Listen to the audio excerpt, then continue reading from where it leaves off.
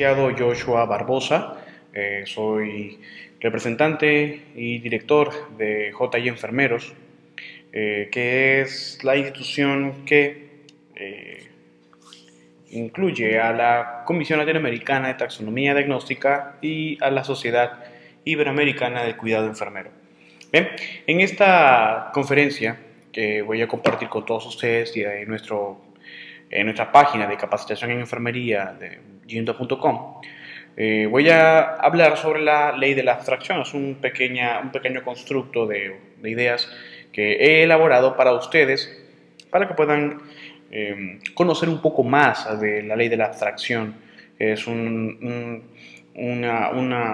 idea, un constructo que nace a partir de la teoría del universo nodal del ser. Quiero aclarar que muchas personas aún dudan de la veracidad y del impacto que pueda tener esta teoría o esta ley en el proceso enfermero. Para todas las personas que puedan estar oyendo esta conferencia, me gustaría comunicarles de que todo trabajo que se realiza, e incluso para poder ser validado como una teoría, tiene que ser sometido primero a investigaciones. Solamente para aclarar esa pequeña situación, esta ley de la abstracción estoy trabajándola desde un desde una perspectiva filosófica, desde una perspectiva dentro del tema de la complejidad. Sin embargo, estoy traspolando las ideas como enfermero para poderlas realizar en el proceso de atención de enfermería o el proceso del cuidado enfermero, como se le llama. Bien, vamos a ir entonces con un primer punto. ¿Qué es la ley de la abstracción? Menciono en el libro que estoy publicando que es una condición lógica y relativa de los silogismos inmediatos que devienen de la realidad. Significa que existe una relación implicativa de causa y efecto de muchos de los fenómenos humanos y de su relación con el mundo. Cuando menciono de que la ley de la abstracción es una condición lógica y relativa, hablo ya de una implicación, ¿no? O sea, hablo de una relación de coherencias, donde dos o más palabras van a estar relacionadas de una manera coherente. Y relativa, ya que nada es absoluto en el mundo, ¿no? La ciencia médica puede ser absoluta en parte, pero sabemos muy bien que la filosofía permite que nada sea absoluto, sino que todo sea relativo. Y la física menciona eso, ¿no? Albert Einstein en la teoría de la relatividad. Y cuando hablamos de silogismos inmediatos, hablamos de ideas de causa y efecto que tienen relación entre varias fases. Es decir, por ejemplo, una acción una acción que yo provoco sobre algún cuerpo o alguna otra persona, por ejemplo, provoca nuevas situaciones y próximas situaciones y siguientes a situaciones que son productos de acción y reacción de la intención que tuve sobre accionar sobre un objeto o alguna persona. Todos esos efectos consecuentes son silogismos lógicos porque una acción y una reacción como causa y efecto tienen relación siempre con una matriz que puede ser el origen de la acción, ¿no? La ley de la abstracción es una condición necesaria que busca la coherencia inductiva y deductiva de las ideas que devienen de las relaciones hombre-mundo-hombre. En la ley de la abstracción busco la condición necesaria que se encuentra en la relación de los fenómenos de los seres humanos cuando se relaciona el hombre, el mundo y el hombre. Es decir, hombre-mundo, hombre-hombre y mundo-hombre. Y eso es lo que estoy llamando ley de la abstracción. Es una pequeña idea de todo lo que estoy vertiendo en el libro que les voy a compartir más adelante. Bien, veamos. En el proceso enfermero, esta ley de la abstracción tiene tres fases elementales. La primera fase es la fase de síntesis, en donde menciono que todo fenómeno permite percibir el fenómeno causal. Es decir, todo fenómeno es toda, ¿qué les puedo decir? Toda acción, toda cosa que existe fuera de mí. Eso es un fenómeno. Todo lo que ocurre fuera de mí, ¿no? Y que pueda yo percibir.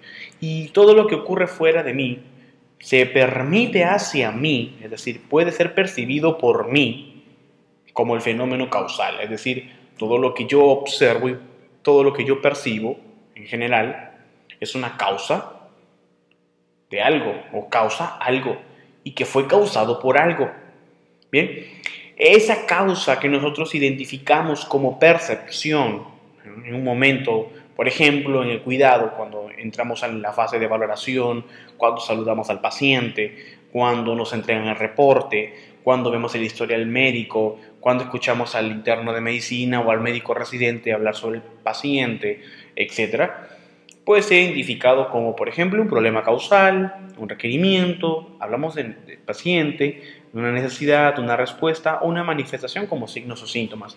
Recordemos de que el cuidado enfermero se basa en las respuestas de la persona, sus necesidades, requerimientos, en el problema causal, en su manifestación, pero no solamente en la patología. Pues, se dan cuenta, no he colocado la palabra patología aquí. Lo que quiero que ustedes sepan es de que yo no considero que el eje principal del cuidado sea la enfermedad, sino la respuesta de la persona. Y eso creo que muchos de los enfermeros tienen en mente, ¿no? Pero que me he dado cuenta que la educación en enfermería también se está basando mucho en la fisiopatología. El estudiante de enfermería quiere ser cada vez un médico pequeño, ¿no? Y eso no es para nada. Bueno, continuamos. La segunda fase de la ley de la abstracción en el proceso de cuidado enfermero es la fase consecuente, es la segunda fase, donde el elemento causal, es decir, el elemento que identifiqué o que percibí como causa, permite el efecto consecuente, o el elemento consecuente que es el efecto. Es decir, percibo la causa en una primera instancia, ya sea a priori o inmediata, y luego percibo el efecto consecuente, también es inmediato, o muchas veces es mediato, dependiendo del análisis, el contexto, la persona, la situación, etc. En esta segunda fase consecuente, yo voy a identificar la consecuencia de la causa, es decir, el efecto. Todo lo que conlleva la existencia de una causa es el efecto, donde la causa y el efecto tienen una relación y coherencia necesaria.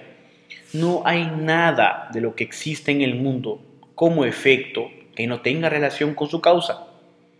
No hay nada fuera de mí como fenómeno externo que exista como causa que no pueda tener un efecto. Eso es una ley.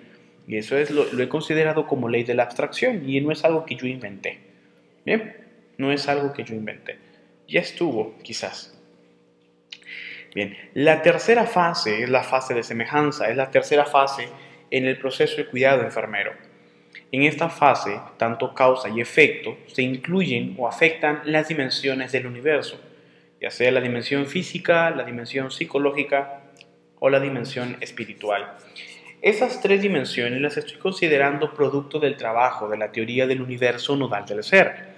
Sin embargo, en el proceso de cuidado enfermero, sabemos de que la dimensión física, psicológica y espiritual todavía no están siendo utilizadas por todo el mundo, algo que yo quisiera y anhelo todavía.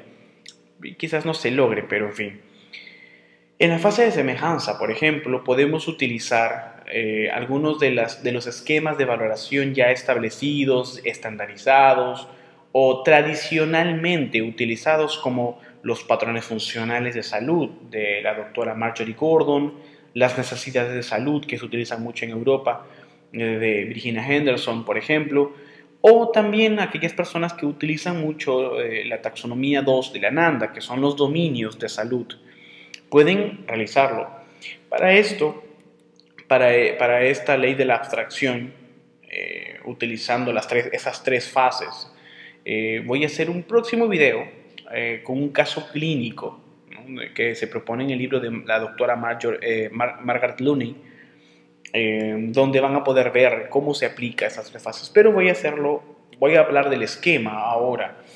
Vamos a ver cómo es que estas tres fases de la ley de la abstracción se sintetizan dentro del proceso de cuidado enfermero mediante la valoración, el diagnóstico, la planeación, ¿no? La planificación, la ejecución y la evaluación. Bien, vamos a ver. La valoración. Sabemos de que la fase de síntesis y fase consecuente, o sea, de causa y efecto, van a llevarme a la fase de semejanza. Es decir, lo que identifico como causa y efecto e inmediata en el momento del cuidado se va a traducir en una fase de semejanza para darle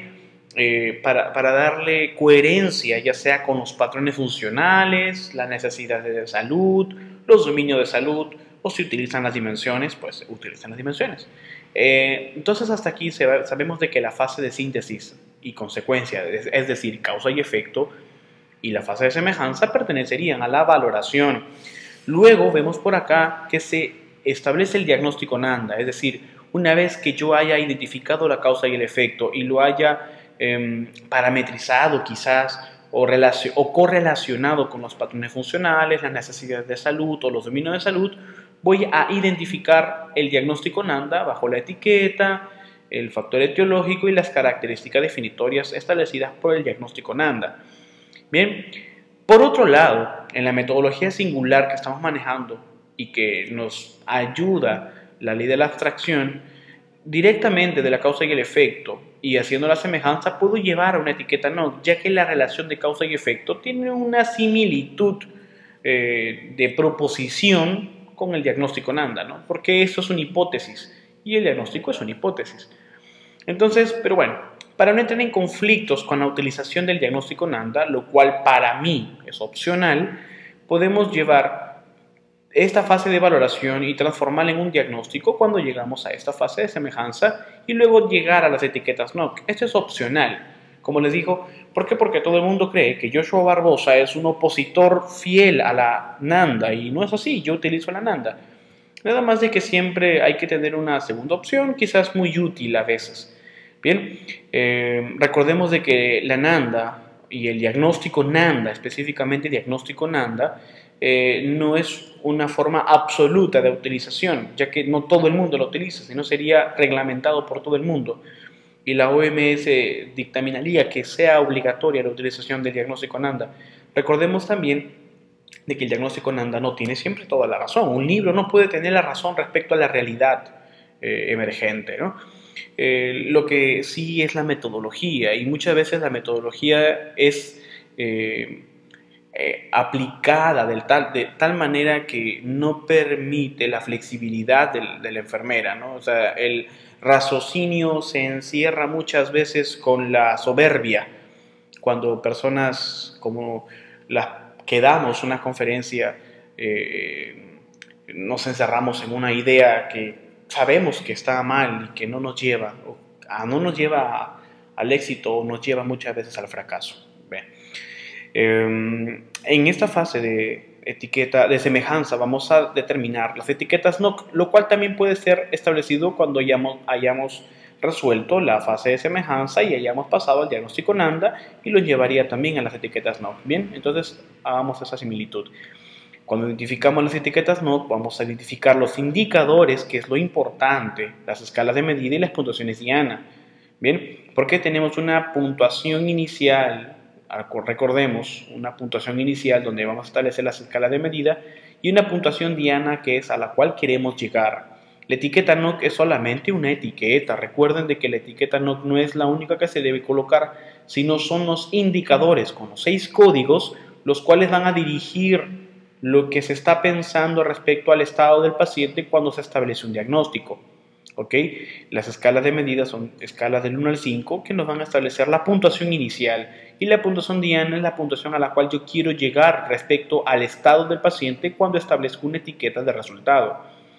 Luego de las etiquetas NOC con sus estructuras, por así decirlo, pasamos a las etiquetas NIC y aquí llegamos a la ejecución de actividades, ¿no? Hasta aquí estamos planificando todavía y cuando establezco las intervenciones y realizo mis actividades ya estoy ejecutando. Entonces hasta aquí estoy hasta la cuarta fase del proceso de atención de enfermería. Bien, establezco mis etiquetas NIC, establezco mis actividades y finalmente evalúo.